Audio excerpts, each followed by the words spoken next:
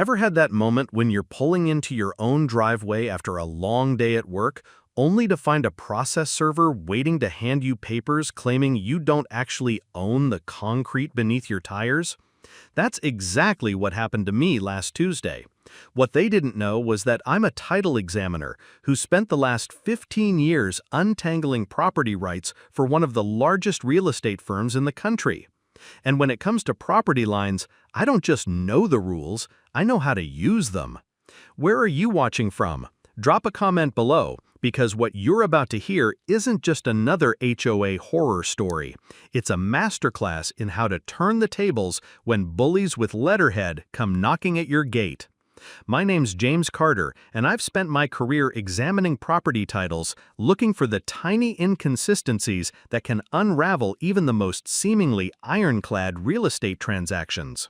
For the past 8 years, I've lived in a modest but charming craftsman-style home in the Oakwood Hills neighborhood of Portland, Oregon. I bought this property not as an investment, but as a place where I could unwind from the high-stakes world of real estate law and actually put my knowledge to work on a small scale. When I first moved here, I didn't give much thought to the HOA. Most communities have them, and I figured it was just the usual nonsense about lawn height and mailbox styles. What I didn't realize was that Oakwood Hills wasn't your average homeowners association. It was run by a woman named Vicky Reynolds, who had turned HOA management into a full-time career, and a highly profitable one at that.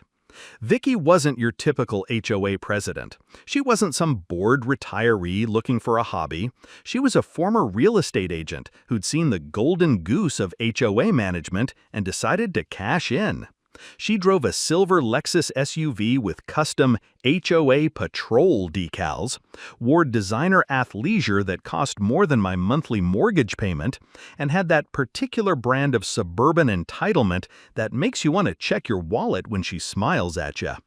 Vicky's specialty was what she called property compliance initiatives, which was really just a fancy way of saying she'd find any excuse to expand the HOA's territory, increase dues, and fine homeowners for the most ridiculous violations. She'd fined a family $600 for having a welcome mat that didn't match the community aesthetic. She'd threatened to put a lien on a widow's home because her garden gnomes were too whimsical. One homeowner was charged $950 for excessive leaf accumulation after a particularly windy autumn day. Never mind that the leaves came from county-maintained trees on the public right-of-way. What made Vicky particularly dangerous was that she'd married well.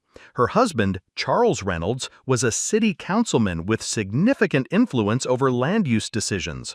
This meant that when Vicky decided to push through questionable zoning changes or property modifications, she had someone in the council chambers making sure they happened quickly and quietly. Their power couple status made them virtually untouchable in our community, until they messed with the wrong person. I first noticed something was wrong about 4 months ago. I was pulling into my driveway one evening when I noticed fresh survey stakes along the edge of my property line. At first, I thought it might be routine maintenance, but after checking with the city planning department, I realized the problem wasn't routine at all. Vicky had filed a claim that my driveway extended 1 foot onto HOA common ground. This wasn't just a minor boundary dispute. It was a deliberate attempt to expand the HOA's territory at my expense. And it was based on a survey that was clearly wrong, the kind of mistake that only happens when someone is trying to manufacture a dispute. I contacted the HOA office and was told that Vicky had filed a boundary clarification request while I was away on a work trip. According to the paperwork, she'd claimed the driveway encroachment was affecting community aesthetics and property values. What she didn't mention was that the boundary clarification conveniently added 120 square feet of my property to the HOA's common area. When I confronted Vicky, she smiled that sugary sweet smile she reserves for situations where she knows she's in the wrong but thinks she can talk her way out of it. "James, honey," she said, "we're just trying to maintain community standards. You should be grateful we're taking such good care of the neighborhood." Grateful? I was furious. This wasn't about community standards. This was about Vicky using her position and connections to steal property that had been in my family for decades. I showed her the property survey that clearly documented my driveway's boundaries.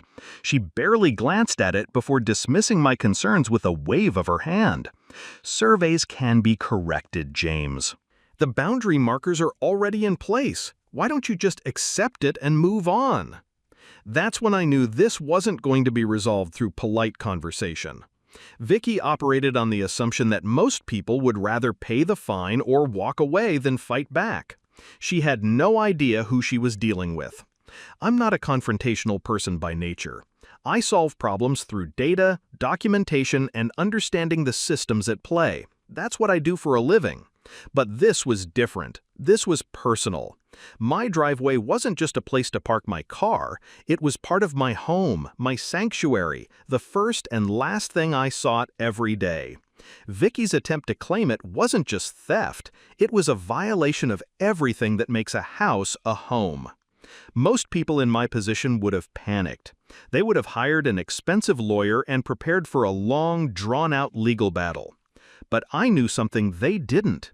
When it comes to property boundaries in Oregon, the law is actually on my side, and I knew exactly how to use that to my advantage. Here's what most people don't understand about property lines. They have history. They follow the paths they've always followed, established through decades of consistent use and legal documentation. You can try to move them, redraw them, or ignore them, but eventually the truth about where they belong will come to light. And when it does, it doesn't care about political connections, expensive attorneys, or HOA bylaws. I spent the next 48 hours doing what I do best, gathering data. I checked county records, pulled historical property surveys, and measured the exact dimensions of my driveway. What I found was shocking. My property deed included clear documentation of my driveway boundaries dating back to 1972, boundaries that predated the HOA, the city's current zoning laws, and even the modern concept of homeowners associations. These boundaries weren't just a formality. They were legally binding and protected under both state and federal law. The documentation was impeccable. Original land grants, boundary transfers, and decades of consistent use. But here's the kicker. Vicky's boundary claim wasn't just illegal. It was based on a survey that had been conducted by a company owned by her husband's cousin. The surveyor had deliberately misaligned the property markers to create the appearance of an encroachment where none existed. She'd essentially created a paper trail designed to steal 120 square feet of my property. I contacted my friend Rebecca Kim, who works for the Oregon Department of Land Conservation and Development. Within an hour, she confirmed what I suspected. Vicky's boundary claim violated multiple state and local regulations, including Oregon Revised Statutes Chapter 93, which governs property boundaries and easements. James, Rebecca said, this isn't just a property dispute. This is a serious boundary violation. If that claim gets approved, it could set a dangerous precedent for the entire neighborhood. I knew I had to act fast. The HOA was scheduled to hold a hearing on the boundary claim in 7 days, and if I waited for the legal system to catch up, the damage could be irreversible. But I also knew that rushing into action without proper documentation would play right into Vicky's hands. She'd been waiting for an opportunity to paint me as the unreasonable neighbor who doesn't respect community standards. So I did what any good title examiner would do. I started documenting everything. I set up time-lapse cameras at strategic points along the property line. I took detailed measurements of the driveway and surrounding area. I collected historical photographs showing the driveway's consistent use over the years. I even brought in a drone to capture aerial footage of the entire neighborhood. Then I did something most people wouldn't think to do. I contacted every homeowner in the development whose properties bordered the HOA common areas. I showed them the historical surveys, explained the boundary violations, and asked if they'd be willing to sign a petition demanding a review of the HOA's property claims. What I discovered was both surprising and encouraging. Almost every homeowner I spoke with had their own horror story about Vicky's HOA tyranny. There was Mr. Jenkins, whose property she'd entered without permission to inspect his garden. There was Sarah Mitchell, who'd been fined $1,200 for having a cultural shrine in her front yard. There was even a retired judge who'd been threatened with legal action for questioning one of Vicky's unilateral decisions. These weren't isolated incidents. They were part of a pattern of abuse that had been going on for years. And suddenly, everyone was willing to speak up. The fear that had kept them silent for so long was beginning to dissipate, replaced by a shared understanding that Vicky's power only existed as long as people were willing to accept it. While I was building this coalition, Vicky was busy playing the victim. She called an emergency HOA meeting and presented photos of my aggressive behavior near the property line. She told the gathered homeowners that I was a dangerous individual who was threatening the safety of our community. She even produced a doctored photo that made it look like I was tampering with the property markers.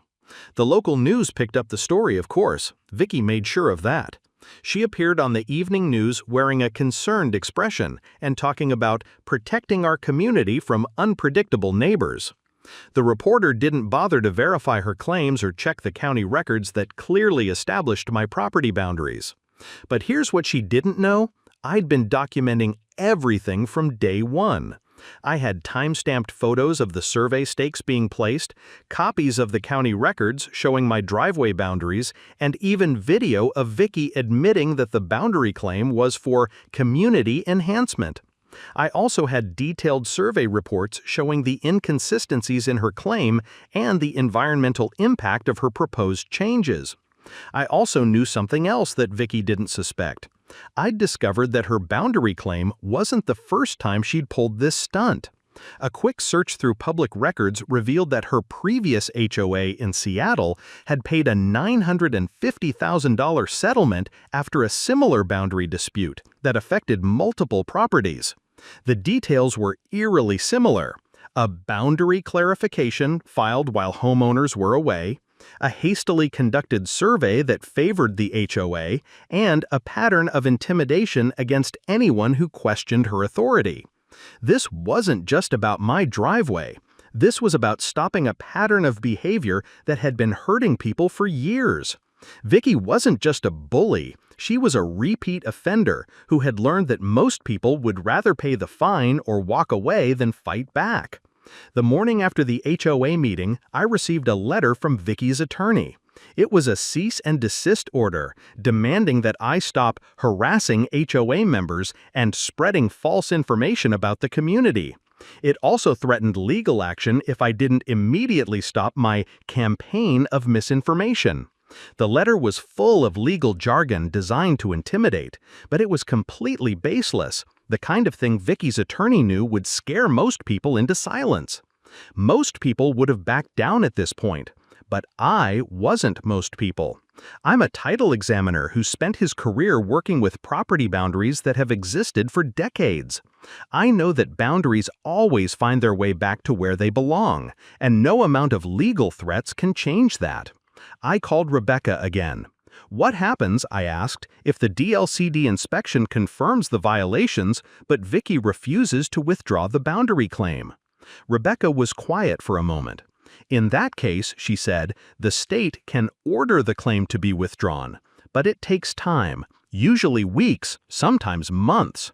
If the HOA hearing happens before then, I knew what she was implying. If the HOA approved the boundary claim before the state could intervene, it could become much more difficult to reverse. And since Vicky had filed the claim illegally, she, and by extension the HOA, could be liable for all damages. But there was another option. The property records contained something most people never consider: a prescriptive easement that had been established long before the HOA. If I could demonstrate that the easement was valid and that the HOA's claim violated it, I might be able to force Vicky's hand. I spent the next 24 hours studying the property records. It was a complex web of historical documents, but I knew what I was looking for. The original subdivision plat from 1958 showed an easement for drainage and utility access that ran through what is now the HOA common area. But there was a problem. Vicky's survey had completely ignored the easement, essentially erasing it from the property records. This wasn't just negligence, it was a deliberate attempt to erase a legally binding agreement that had been in place for over 60 years. This was it. This was my leverage. I filed an amended complaint with the DLCD, specifically highlighting the ignored easement as a violation of Oregon property law. I also contacted the city planning department and explained the situation, emphasizing the risk to all homeowners in the development. By noon the next day, I had confirmation that the DLCD would conduct an emergency inspection the following morning. The city planning department had also agreed to attend, as had representatives from the county's land use office. Vicky couldn't ignore this kind of official attention. Vicky didn't take this news well. That afternoon, she showed up at my door with 2 HOA board members in tow. "James," she said, her voice dripping with false concern, "I'm worried about you. You've been acting so erratically lately. Maybe you should take some time to focus on your mental health." I smiled. "That's funny, Vicky. I was just about to suggest the same thing to you. You know, after the DLCD inspection tomorrow morning, you might want to start thinking about your legal liability for that illegal boundary claim of yours." Her face went pale. "You wouldn't dare!" "I already did," I said. "The inspection is scheduled for 9 a.m. tomorrow. I suggest you have your attorney there." As she turned to leave, she muttered, "You should have stayed closer to home, James." I called after her. "Funny you should say that, because I've been examining property titles for 15 years, and I know exactly what happens when you mess with established boundaries." The next morning, the DLCD inspection confirmed everything I'd suspected. The boundary claim had been filed without the required documentation, it violated multiple property regulations, and the ignored easement created an illegal land grab. The DLCD issued a formal notice requiring the HOA to withdraw the boundary claim within 14 days. Vicky was apoplectic. She demanded to speak to the DLCD director, threatened to sue the inspectors, and even tried to bribe them with offers of future cooperation. None of it worked. The inspectors were professionals who had seen this kind of behavior before. That afternoon, I received another call from Vicky's attorney. This time, it wasn't a cease and desist order. It was a settlement offer, $175,000 to go away and not pursue further action against the HOA. I declined. 2 days later, with the 14-day deadline approaching and no sign that Vicky was going to comply with the DLCD notice, I did something that would change everything. I filed a motion with the county court requesting an emergency hearing to address the illegal boundary claim. The hearing was scheduled for the next morning, the same morning as the HOA's annual meeting. I knew what I was doing was risky, but I also knew that sometimes the only way to stop a bully is to stand your ground and force them to face the consequences of their actions. The courtroom was packed the next morning, not just with lawyers and officials, but with homeowners from the community, people who had been silenced by Vicky's tyranny for years but were now ready to speak up. There was Mr. Jenkins, who had kept detailed records of every time Vicky had violated his privacy. There was Sarah Mitchell, who had photographs of her cultural shrine before Vicky had forced her to remove it. There was even the retired judge, who had brought a file of legal precedents showing how Vicky had repeatedly overstepped her authority. Vicky arrived with her usual entourage, her husband Charles, 2 high-priced attorneys, and a team of experts who were clearly on her payroll. She was wearing a designer dress and pearls, looking every bit the concerned community leader. But her eyes kept darting around the room, clearly unnerved by the number of people who had shown up to support me. I showed up in my work clothes, khakis and a button-down shirt, the same outfit I wear when I'm examining property titles. Sometimes the best armor is just being comfortable in your own skin. The judge, a no-nonsense woman named Judge Eleanor Hayes, who had heard hundreds of property disputes in her career, wasted no time getting to the heart of the matter.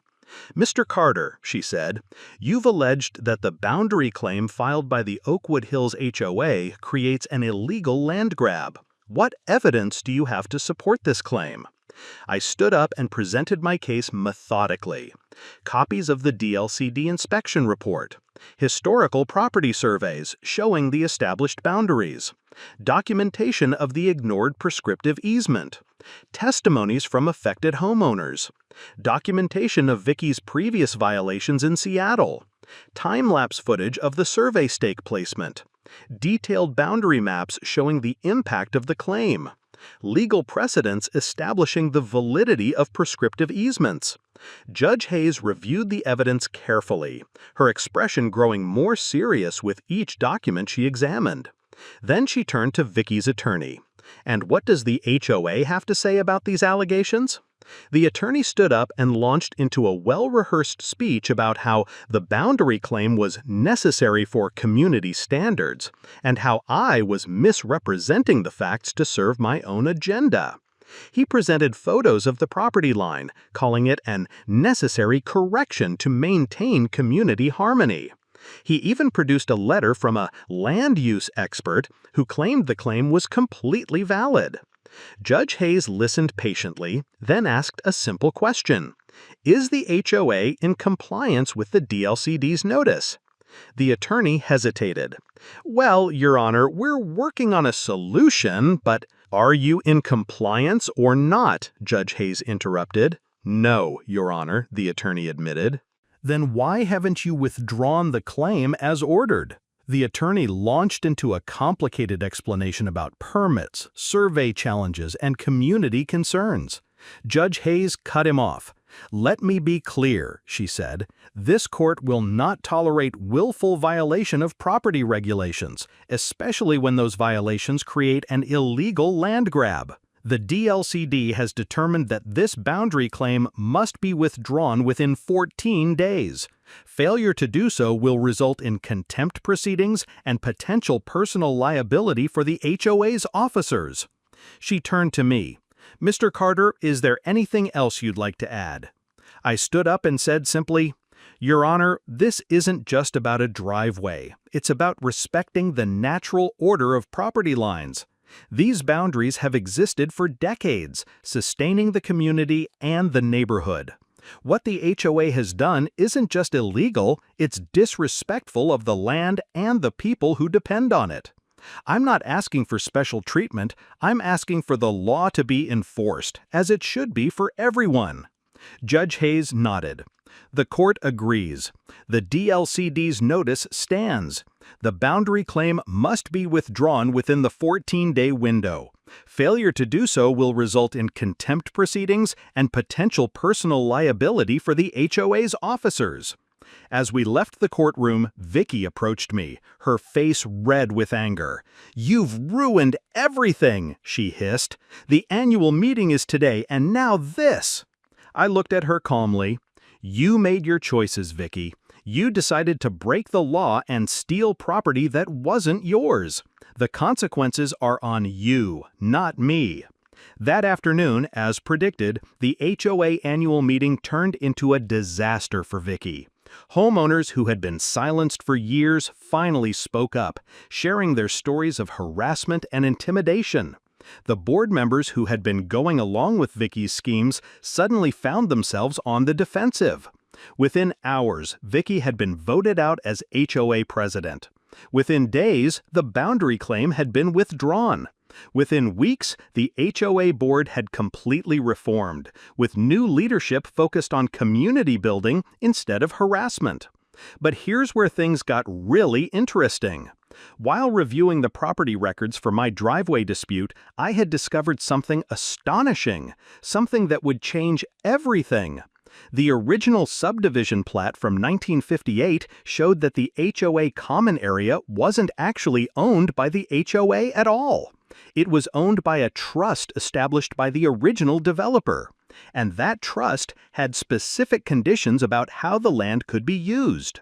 More importantly, the trust had a clause that stated, if the homeowners association fails to maintain the common areas as specified in the original development agreement, ownership of the common areas shall revert to the individual property owners in proportion to their lot sizes.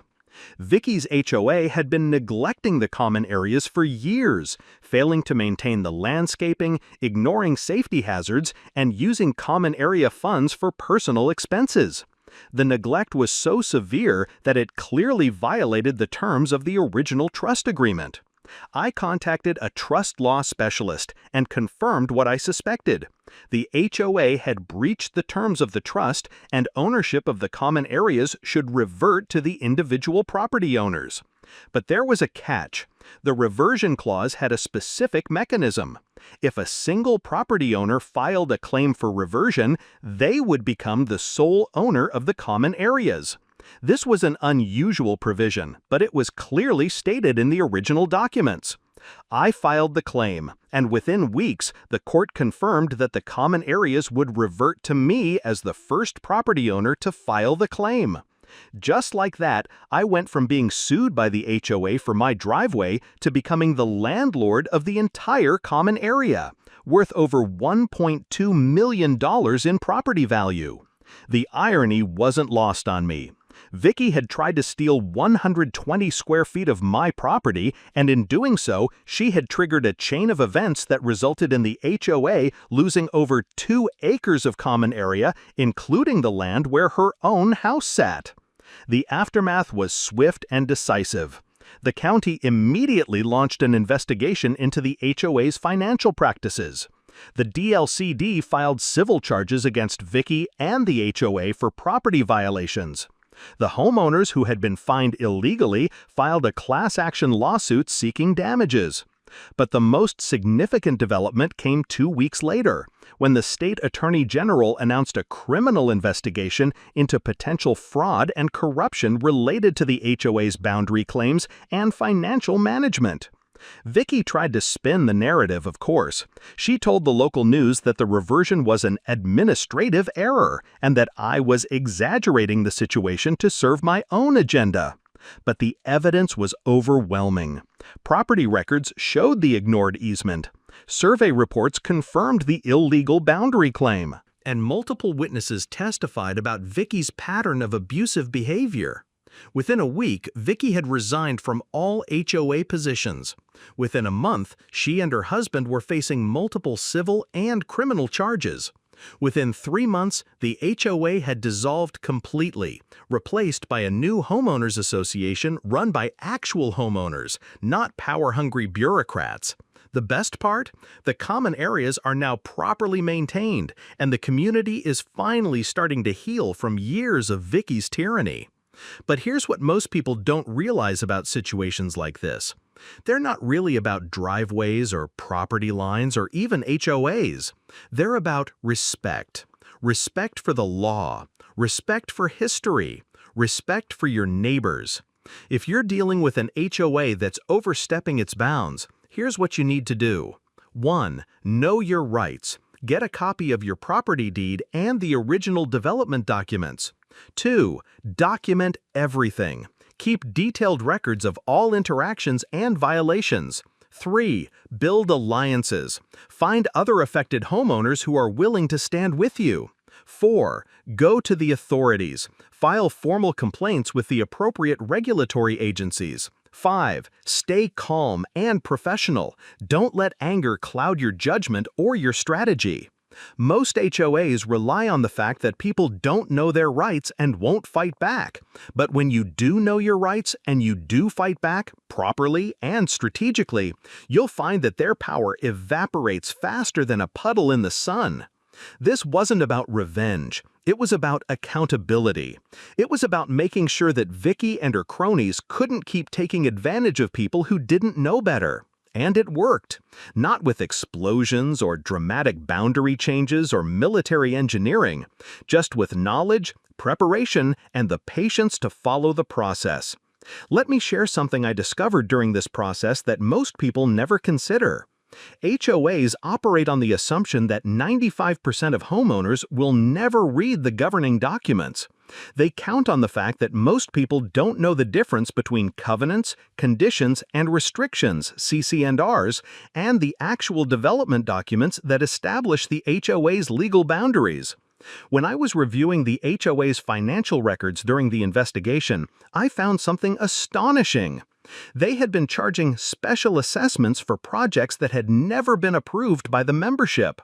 They'd been holding secret meetings where they made decisions that should have required a formal vote. They'd been using funds designated for landscaping to pay for Vicky's community relations trips to Hawaii. The most brazen violation was how they handled the Architectural Review Committee. They'd created a system where any homeowner who questioned an HOA decision would automatically be flagged for special scrutiny on any future renovation requests. It was a textbook case of retaliation, something that's explicitly prohibited under Oregon law. What really opened my eyes was seeing how the HOA's financial records had been manipulated. They'd created a complex system of shell companies and fake invoices to siphon off money. One company called Community Enhancement Services had billed the HOA over $75,000 in the past year. But when I checked with the Secretary of State's office, I discovered that the company didn't actually exist. It was just a P.O. box and a bank account controlled by Vicky's husband. This kind of financial manipulation is more common than you'd think. A 2022 study by the Community Associations Institute found that nearly 30% of HOAs have some form of financial irregularity, but less than 5% ever face consequences because homeowners don't know what to look for. I want to emphasize something important. This wasn't just about me winning my case. It was about creating a template that other homeowners could follow.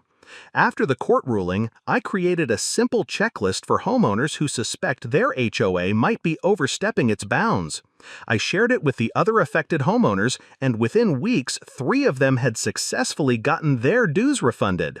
Here's what that checklist looks like. 1. Verify your property's inclusion in the HOA. Obtain a copy of your property deed. Get the original development documents from county records. Compare the boundaries in both documents. If they don't match, you may have been improperly included. 2. Review the HOA's governing documents. Request copies of the CCRs, bylaws, and articles of incorporation. Check for proper amendment procedures. Verify that all changes were properly approved. Look for clauses that might have expired. 3. Examine financial records. Request the past 3 years of financial statements. Check for unusual expenses or vendors. Verify that special assessments were properly authorized. Look for patterns of late fees or penalties. 4. Document everything. Keep copies of all communications. Note dates, times, and names of people you speak with. Take photos of any violations you observe.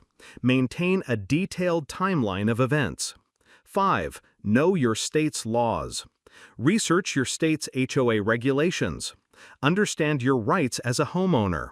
Find out which agency oversees HOAs in your state. Learn about the complaint process. The beauty of this approach is that it doesn't require legal expertise.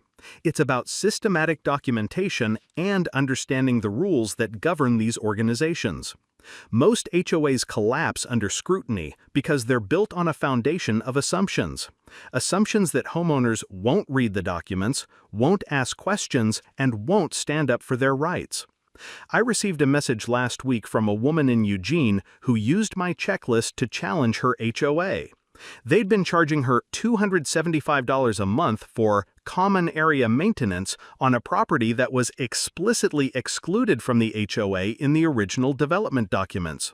She followed the steps, filed a complaint with the appropriate agency, and within 2 months, she'd gotten 2 years of dues refunded and the HOA was under investigation. That's the power of knowledge. That's why I'm sharing this story with you today. One thing I want to address directly is the fear factor. Most people are afraid to challenge their HOA because they're worried about retaliation, higher dues, more fines, or even a lawsuit. I get it. When Vicky first showed up at my door, I felt that same knot in my stomach. But here's what most people don't realize. HOAs are incredibly risk-averse. They're made up of homeowners just like you, and they don't want negative publicity or legal trouble any more than you do.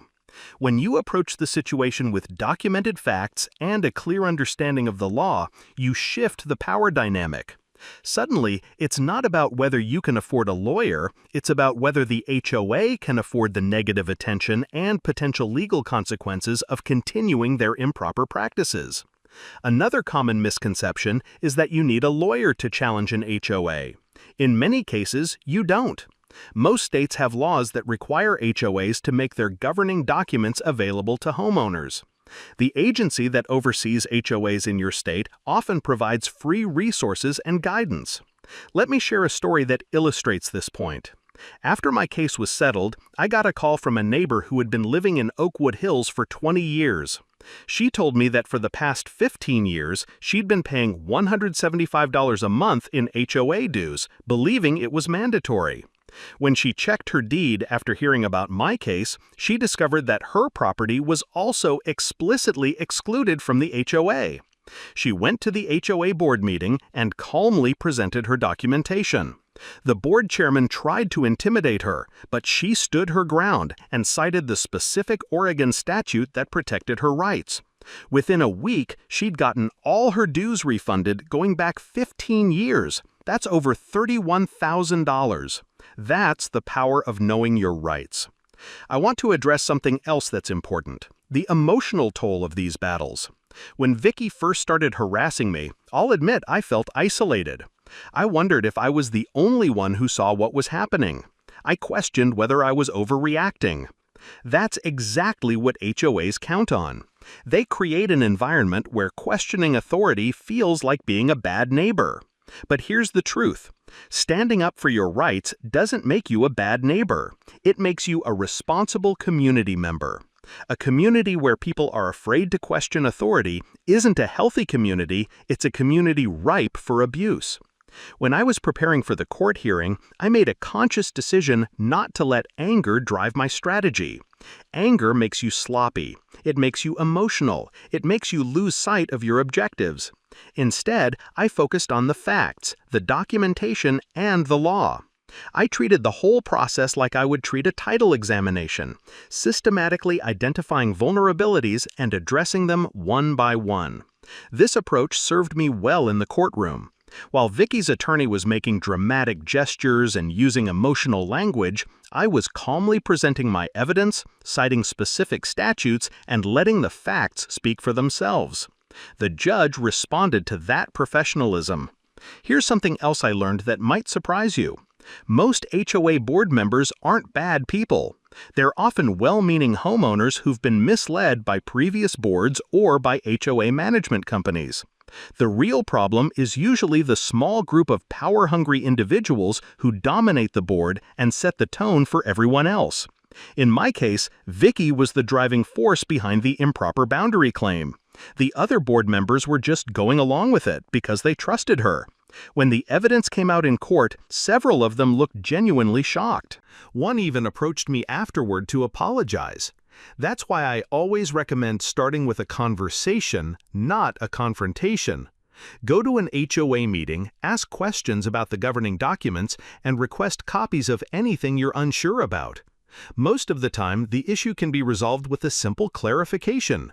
It's only when you're met with resistance or evasion that you need to escalate. I've heard from dozens of viewers since I started sharing stories like this, and the pattern is always the same. Someone challenges their HOA with documented facts and a clear understanding of the law, and the HOA backs down immediately. They don't want the scrutiny, they don't want the paperwork, they certainly don't want the potential legal consequences. This wasn't about revenge, it was about accountability. It was about making sure that Vicky and her cronies couldn't keep taking advantage of people who didn't know better. And it worked. Not with explosions or dramatic boundary changes or military engineering, just with knowledge, preparation, and the patience to follow the process. Where are you watching from? Drop a comment below and tell me your HOA story. I read every single one. If you're dealing with an HOA that's overstepping its bounds, I'll give you the same advice I'd give a friend. Don't panic. Get the documents, know the law, and fight smart. Hit subscribe if you want more stories about taking on bureaucratic bullies and winning. Next week, I'm telling you about the time I took down a corrupt property management company by finding a single missing comma in their contract. That's a story about how the smallest details can bring down the biggest empires. Your voice matters, your vote matters, and sometimes all it takes is one person willing to stand up and say no more to change everything. Oakwood Hills common areas are properly maintained, y'all, and they always will be.